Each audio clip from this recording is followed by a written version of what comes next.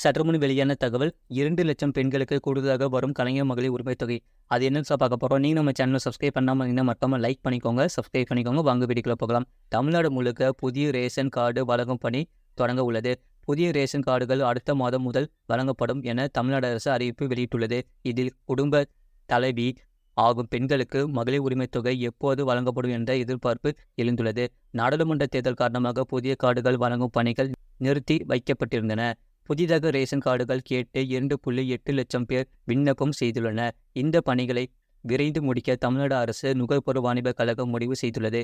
இதன்படி புதிதாக 2.8 லட்சம் புதிய ரேஷன் அட்டை வழங்கும் பணி தொடங்கியுள்ளது. புதிய ரேஷன் அட்டை கோரி இதுவரை 2.8 லட்சம் பேர் விண்ணப்பித்துள்ளனர். மக்களவைத் தேர்தல் காரணமாக புதிய ரேஷன் அட்டை வழங்கும் பணி நிறுத்தி வைக்கப்பட்டிருந்தது. மக்களவைத் தேர்தல் முடிந்த நிலையில் புதிய ரேஷன் அட்டை வழங்கும் பணி தொடங்கப்பட்டுள்ளது என்று உணவுப் பொருள் வழங்கல் துறை தெரிவித்துள்ளது.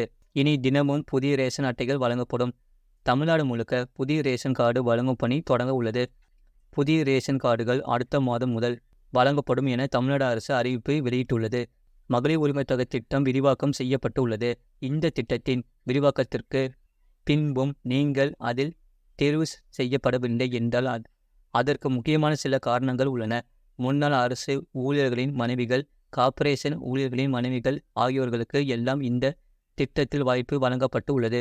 ஆனால் ஏற்கனவே பென்ஷன் பெறக்கூடிய பெண்கள், அரசின் வேறு நிதிகளை வங்கியில் பெறக்கூடிய பெண்களுக்கு பணம் வழங்கப்படவில்லை. வேறு சில ஆவணங்கள் சரியாக இல்லாத பெண்களுக்கும் பணம் வழங்கப்படவில்லை. பென்ஷன் பெறக்கூடிய பெண்கள், அரசின் வேறு நிதிகளை வங்கியில் பெறக்கூடிய பெண்களுக்கு இந்த திட்டத்தில் இப்போது என்று இல்லாமல் எதிர்காலத்திலும் வாய்ப்பு வழங்கப்படாது. மாறாக ஆவணங்கள் சரியில்லாத பெண்கள், இனி திருமணமாகி குடும்ப தலைவியாகும் பெண்கள் ₹1000 பெறுவதற்கு விண்ணப்பம் செய்யலாம். இப்போது செய்ய முடியாது என்றாலும் அடுத்த 4 மாதங்களுக்கு பின் திட்டத்தை விரிவாக்கம் செய்வது தொடர்பான அறிவிப்பு வெளியாகலாம் என்கிறார்கள். அப்போது விடுபட்டவர்கள் விண்ணப்பங்களை மேற்கொள்ளலாம் என்று அறிவிக்கப்பட்டு உள்ளது. 2 நாட்களுக்கு முன் கலைஞர் மகளிர் உரிமைத் தொகை திட்டத்தில் மேல்முறையீடு செய்த 1,48,000 பயனாளிகளுக்கு வங்கி கணக்கில் ₹1000 வரவு வைக்கப்பட்டுள்ளது. இந்த நிலையில் இந்த திட்டம் மேலும் விரிவாக்கப்படுமா என்ற கேள்வி எழுந்துள்ளது. இது தொடர்பாக அரசு தரப்பு அதிகாரிகள் நம்மிடம் சில முக்கிய தகவல்களை வெளியிட்டுள்ளது. கலைஞர் மகளிர் உரிமைத் தொகை திட்டத்தில் புதிதாக இணைக்கப்பட்டவர்களுக்கு பணம் வழங்கப்பட்டது. கலைஞர் மகளிர் உரிமைத் தொகை திட்டத்தில் மேல்முறையீடு செய்த 1,48,000 பயனாளிகளுக்கு வங்கி கணக்கில் ₹1000 வரவு வைக்கப்பட்டது. கடந்த மாதம் வரை 1.15 கோடி பேர் மகளிர் உரிமைத் தொகை பெற்றனர். தற்போது மேலும் 1,48,000 பேருக்கு உரிமைத் தொகை தரப்பட்டது. இதை மேலும் விரிவாக்கம் செய்ய வாய்ப்புள்ளதா என்ற கேள்வி எழுந்துள்ளது.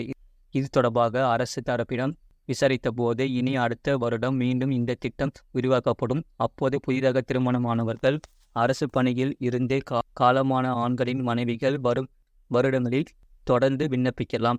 ஒவ்வொரு வருடமும் புதிய பயனாளிகள் கண்டிப்பாக இணைக்கப்படுவார்கள் என்று அரசு தரப்பு அதிகாரிகள் நம்மிடம் தெரிவித்து உள்ளனர். கலைஞர் மகளிர் உரிமைத் தொகை திட்டம் 2 முக்கிய நோக்கங்களை கொண்டது. குடும்பத்திற்காக வாழ்நாள் எல்லாம் ஓயாமல் உழைத்து கொண்டிருக்கும் பெண்களின் உழைப்பிற்கு கொடுக்கும் அங்கீகாரம் முதன்மையானது. ஒவ்வொரு ஆணின் வெற்றிக்காகவும் அவரவர் குழந்தைகளின் கல்வி, உடல் நலம் காக்கவும், இந்த சமூகத்திற்காகவும் வீட்டிலும் வெளியிலும் ஒரு நாளைக்கு பல மணி நேரம் பெண்கள் உழைத்து கொண்டு இருக்கிறார்கள். இந்த உழைப்பிற்கு ஊதியம் கணக்கிடப்பட்டிருந்தால் குடும்ப சொத்துக்கள் அனைத்திலும் சமமாக பெண்கள் பெயரும் சட்டம் இயற்றாமலே இடம் பெற்றிருக்கும். இது போன்ற செய்திகளை உடனுக்குடன் அறிந்து கொள்ள மறக்காம சேனலை சப்ஸ்கிரைப் செய்யுங்கள். மற்றவர்களுக்கு தெரியப்படுத்த ஷேர் செய்யுங்கள்.